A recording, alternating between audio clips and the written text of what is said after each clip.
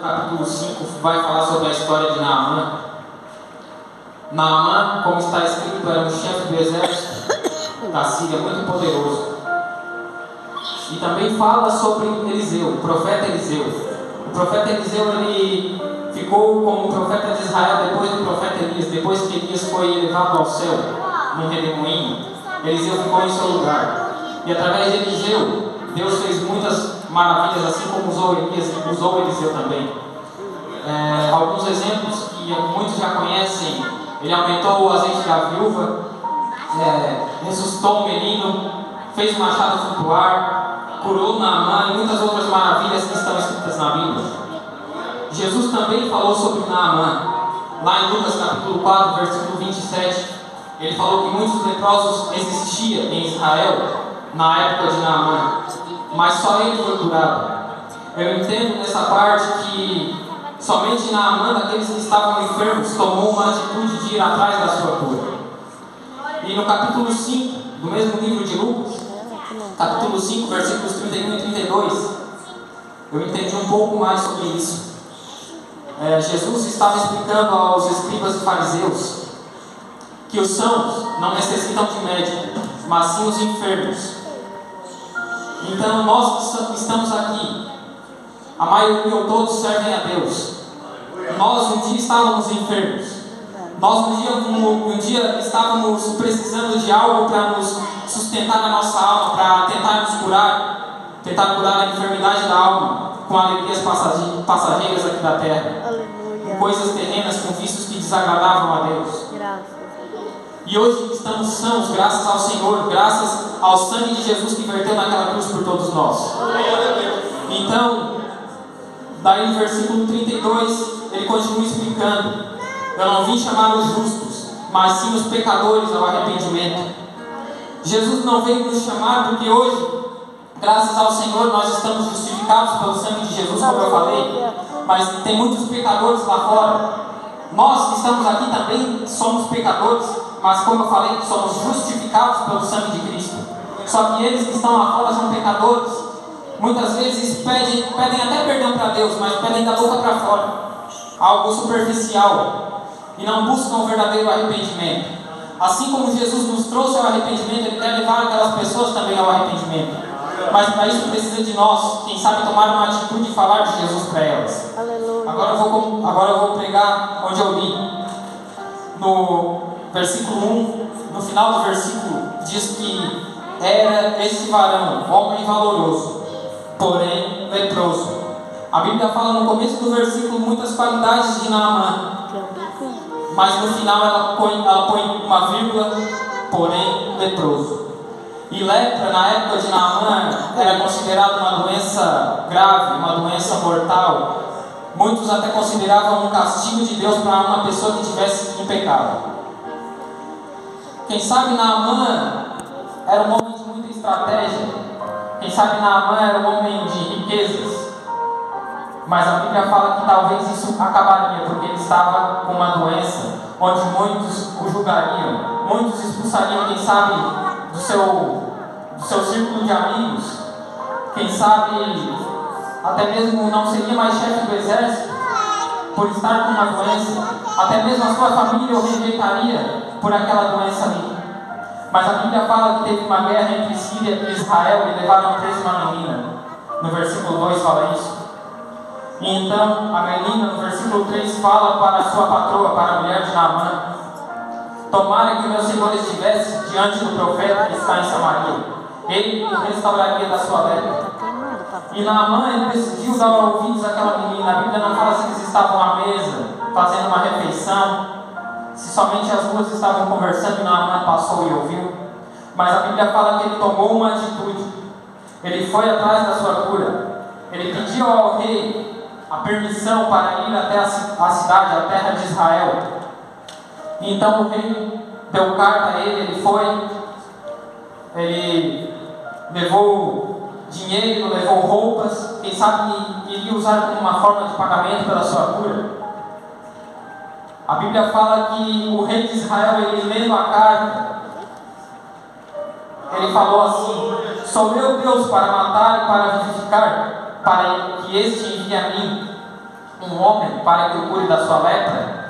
Então ele entendeu errado a carta e ele achou que era para ele. Ele rasgou as suas vestes, e rasgar as vestes significava quando uma pessoa estava com muita ira, significava um sinal de humilhação, um sinal de tristeza. Mas Eliseu ouviu isso, ouviu a história e perguntou o que tinha acontecido. Então foram até Eliseu e contaram.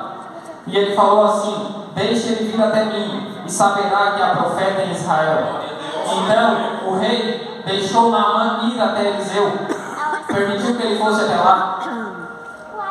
Então Naamã veio, Eliseu mandou um mensageiro para falar com Naamã, dizendo para ele se lavar 7 vezes no Rio Jordão.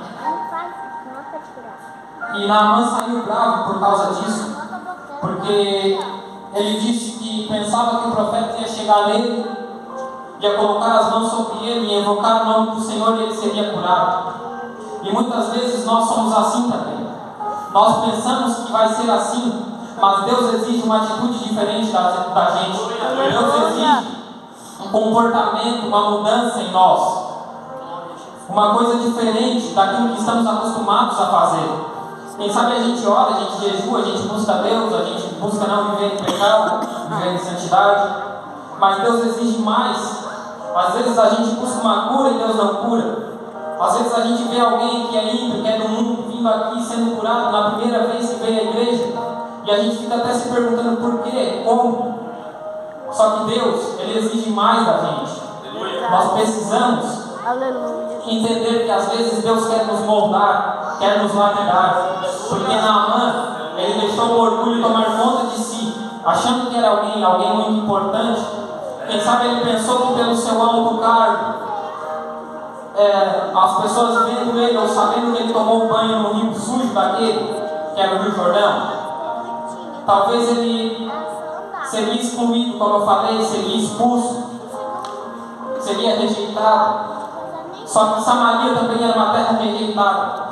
Era uma terra rejeitada pelo povo porque era uma terra de gente idólatra, onde serviam a muitos deuses, que até mesmo o povo fazia caminhos para não passar por lá. Aí tem um encontro de 2 rejeitados, Naamã e Samaria. Ele poderia até pensar, desanimar, desistir, mas ele foi atrás. Chegou até lá. Aí deixou o orgulho tomar conta do seu coração.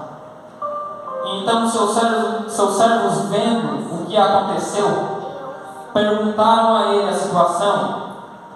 E ele falou. Aí os seus servos encorajaram ele, falando que ele não pediu, o profeta não pediu uma coisa muito difícil a ele. Ele pediu uma coisa fácil. Por que ele não fez? Então, no versículo 14, a Bíblia diz que Naamã decidiu ouvir os seus servos.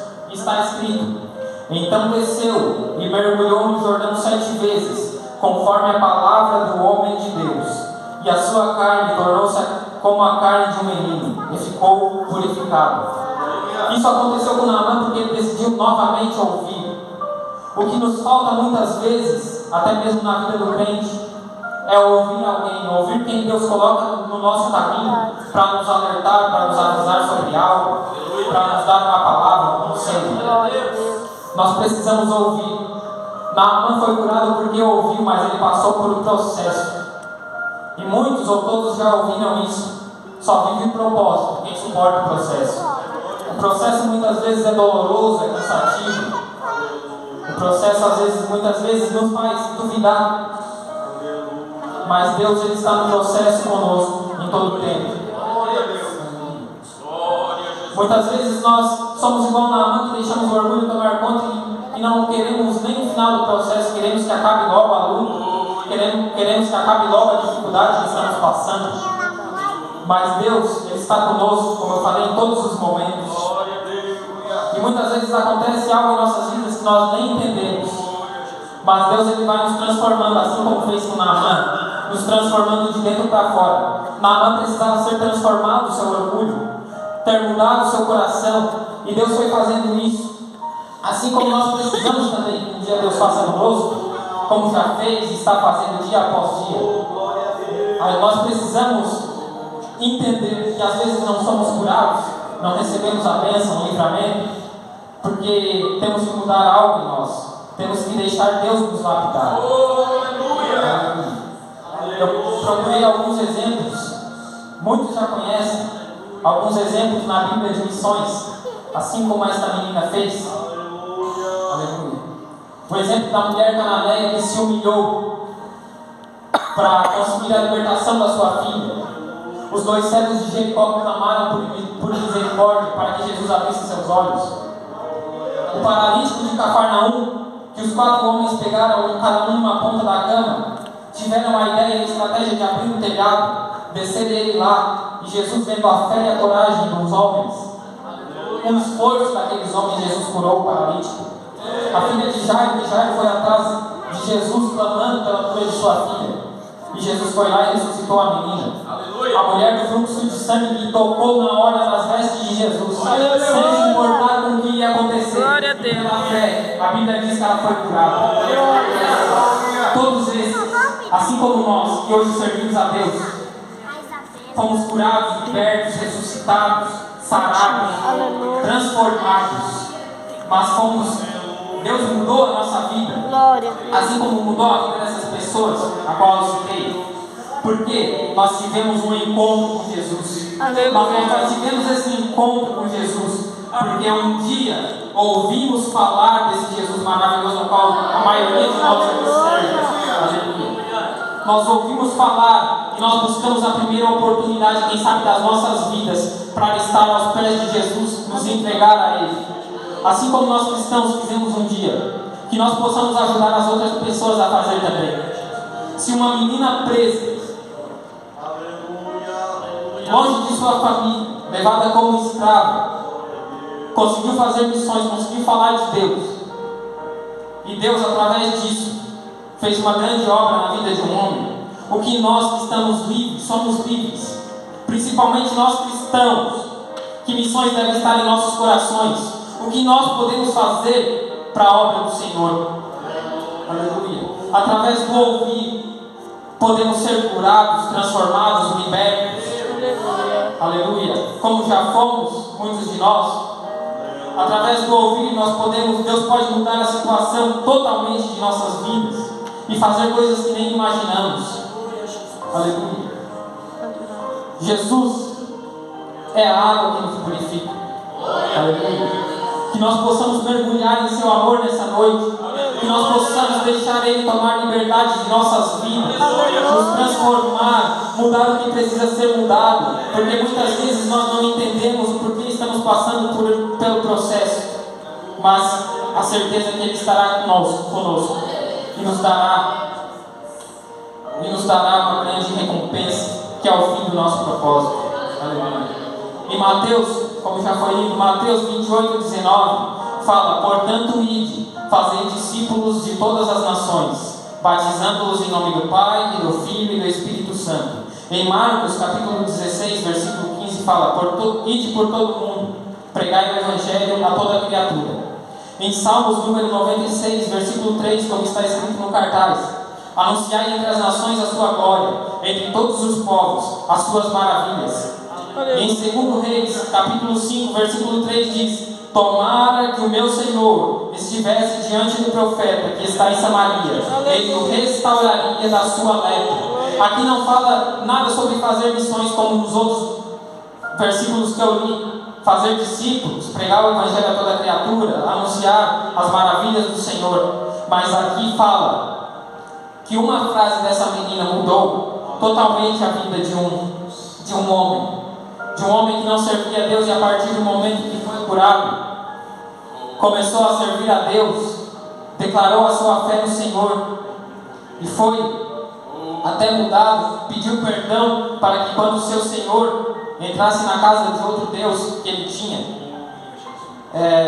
o Senhor Jesus, o nosso Deus a qual nós servimos, perdoasse ele por aquilo, porque não era mais da vontade dele fazer aquilo. A vontade dele agora, quem sabe, era conhecer verdadeiramente esse Jesus. A vontade dele, quem sabe, era fazer aquilo que nós fizemos um dia, quando estávamos no primeiro amor, quando conhecemos Jesus. Aleluia. E eu tinha preparado essa palavra Até em casa eu preparei um tempo maior, mas é isso que eu tenho para falar nessa noite. Foram palavras simples, foram poucas palavras, mas que alguma frase tenha tocado em algum coração nessa noite. Que Deus venha abençoar a todos, que nós possamos ter um coração missionário, ter amor pelas almas, que Jesus possa nos dar mais temor, mais ousadia, mais fé para falar dele para as outras pessoas. Eu agradeço pela oportunidade, em nome de Jesus.